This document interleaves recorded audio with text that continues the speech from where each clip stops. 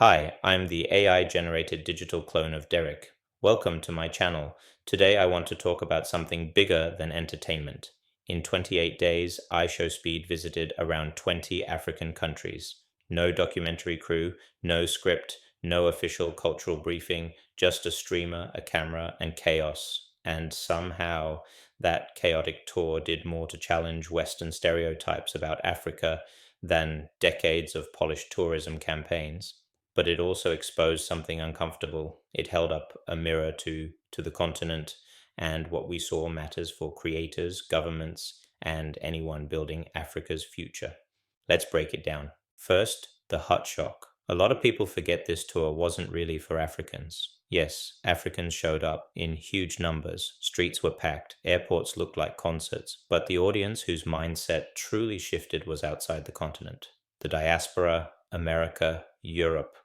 For many people, their mental image of Africa is still stuck in old charity adverts, the ones with sad music and a crisis narrative. Then Speed walks into a modern mall in Nairobi or Lagos and genuinely reacts like, "This is crazy." And here's the strange part. His ignorance became his superpower because when a diplomat says Africa is modern, people assume it's PR. But when someone with zero filter reacts in real time, people believe it. That's why the tour worked. Not because it was polished, because it was honest. Second, the validation trap. Now we need to talk about us. Look at the crowds that followed him across the continent. Yes, they're fans, but there's something deeper too, a hunger to be seen, to have someone from the global stage acknowledge that our cities are real, our lives are real, and that we matter to the algorithm. After every stop, the same argument played out online. We don't need Western validation versus, finally, the world sees us. Both sides have a point, but here's the uncomfortable truth. We turned a streamer into a savior, not because he asked for it, because the continent is starved for global cultural equity, a seat at the table, and basic recognition beyond crisis headlines. Speed didn't create that hunger, he just walked into it, and the world saw how deep it goes. Third, the infrastructure boss level. This part matters if you're a creator. Speed streamed in high quality, almost no buffering, even in crowds. That's not magic, that's infrastructure and money. Enterprise grade setup, a team making sure the connection doesn't drop.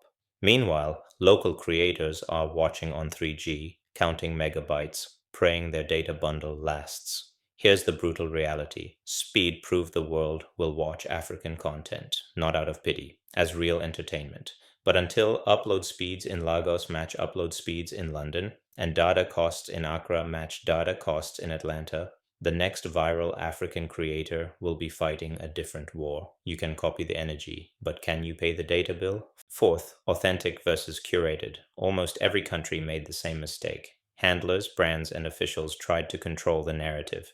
They took him to nice places, VIP sections, bottle service, curated luxury, the polished version. And every time, the content got weaker, because the viral moments weren't the brochure. They were the streets, the humor, the chaos that somehow works, the sand art, the unexpected moments. Africa's soft power is not in mimicking Miami.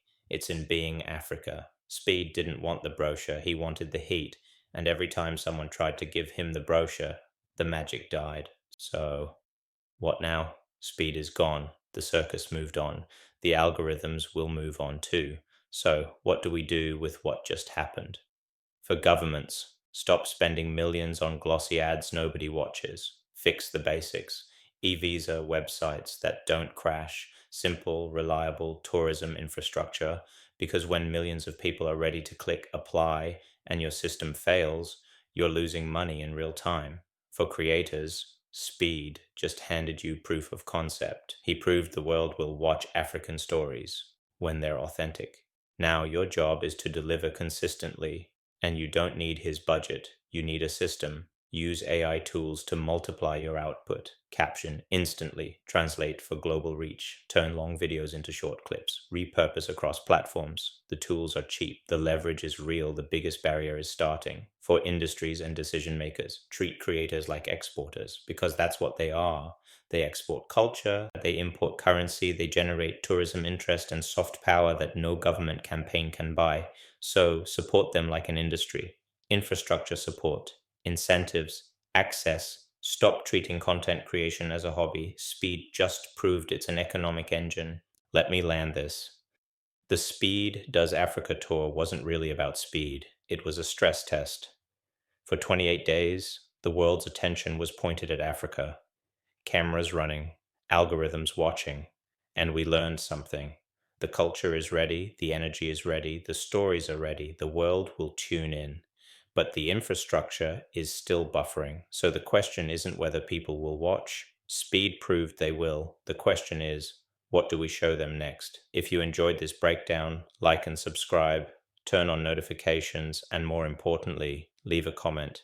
What was your favorite moment from the tour? And do you think this helped or hurt Africa's image? If you got value from this breakdown, like and subscribe, turn on notifications, and more importantly, leave a comment. What do you think Africa should do next to convert viral attention into real opportunity?